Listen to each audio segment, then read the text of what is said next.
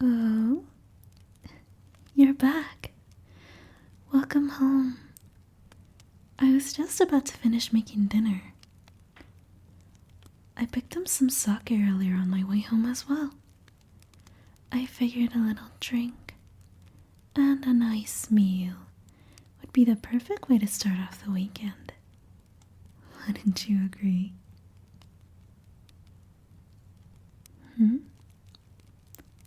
What's the matter? What do you mean you still have work to do? You do realize you're off the clock now, right? Who cares if they dumped a bunch of extra work on you? You're finally home, and we can spend some quality time together. But you're just going to brush me off instead? No, it's fine. Don't worry about it. I had a whole night planned out for us. But if you have work to do, then who am I to interrupt? Your work is obviously more important. Dinner is on the stove. You can serve yourself. I'm gonna lay down.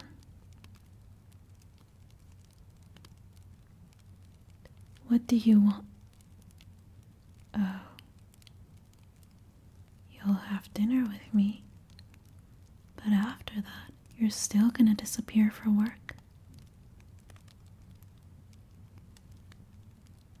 Fine. Well, I am saddened that you'll push me away for work. At least having dinner would be nice. And it would be quite a waste not to eat together, since I spent so long trying to make a nice dinner for us.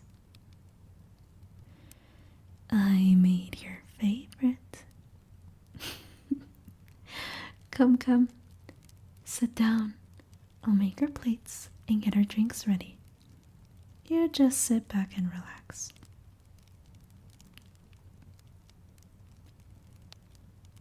Here you go. I'll be right back. I just need to go get the sake. Here, I'll pour us some, okay? Alright. Eat up before the food gets cold. I worked really hard on it. You wouldn't want all my hard work to go to waste, would you?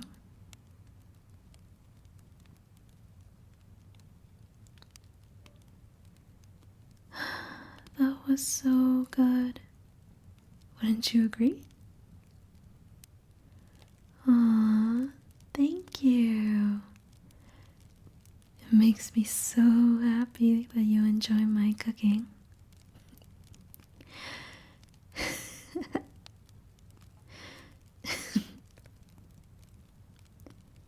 So, what do you want to do now, Mayhaps we could watch a movie. Or we could cuddle. Maybe we could even go for a nighttime walk if you want. I know it's a little late, but don't worry. Not only do you have me here to protect you, but Megumo isn't too far away from here as well, so it's totally safe. I won't let anything scratch my sweet little human.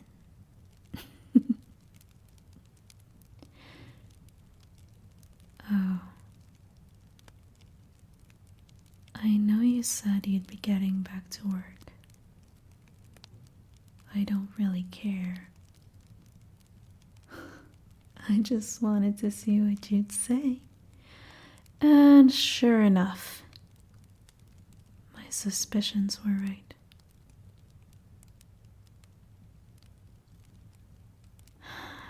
Look, I've dealt with a lot of your shenanigans for a very long time now. I have my own job, my own personal life. I make sure this house is spotless, everything kept in its place. I cook for both of us, do the laundry. I do literally everything in this house. You have one responsibility in your life. Self-imposed, might I add. And you can't make time for your girlfriend for one fucking night. You're lucky I even let you get a job, seeing as how I literally make more than enough to not just keep us afloat, but to afford nice things and to be able to live comfortably. Don't you understand the kind of situation we're in here? You have absolutely no right to tell me off for any reason. I pamper you, I spoil you, but you can't even spare an ounce of gratitude or respect, can you? I didn't trust you to make the right choice, and of course, you just didn't. Do you see yet why I have to be so protective of you? You can't fend for yourself. No thoughts go in that tiny little brain of yours. I can't seem to trust you. Not even once. What? Are you confused now too?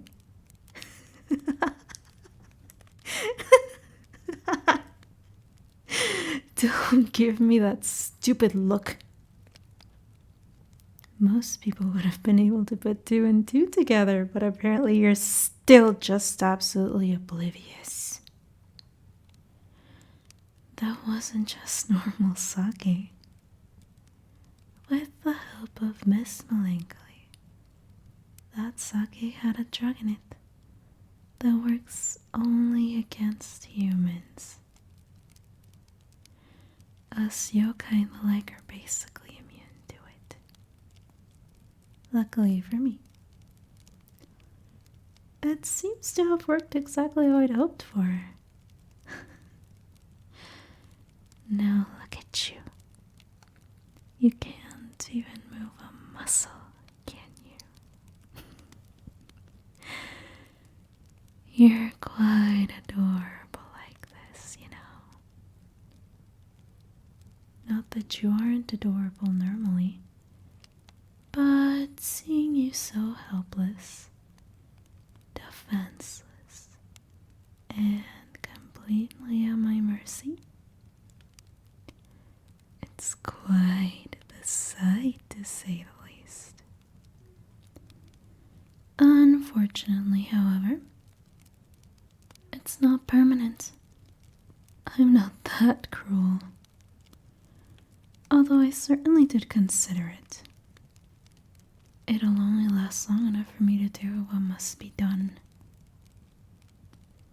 You see, I could feel that you were starting to pull away from me. At first I assumed you were busy, or having a few bad days. So I tried to help where I could. But then you started to go days without coming home. You'd ignore my calls, and sometimes couldn't even be bothered to reply to my texts. What would I be expected to do if one day you just didn't bother coming home? How would I ever find you if you ever tried to leave me?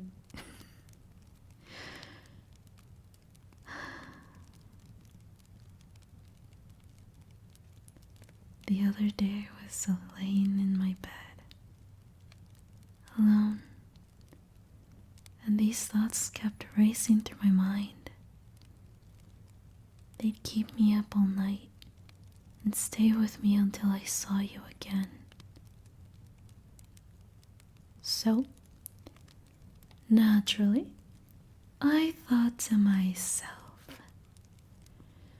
what if you couldn't leave? What if I could just keep you all to myself? You see, one thing about Kitsune like myself, some of us carry around a small pipe or a bamboo tube. That little tube is our domain.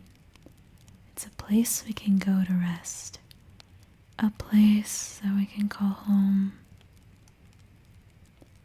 But mine is a little bit different. It houses a miniature realm, completely under my control, which dwarfs the size of any other 100 times over. And I've decided that I want you to live there with me. This world isn't safe for you, and I can't in good conscience let you stay here. I don't know what I'd do if something happened to my sweet little human. Especially when there's something I could have done to prevent it. No, don't speak. Don't move a muscle. Not that you can. Let me bring the knife closer to your face and... See? That's all it was. Barely hurt, right? And now that I have a drop of blood, feel free to pass out and take a rest. When you wake up, you'll be in a completely new world. One much better suited for the both of us.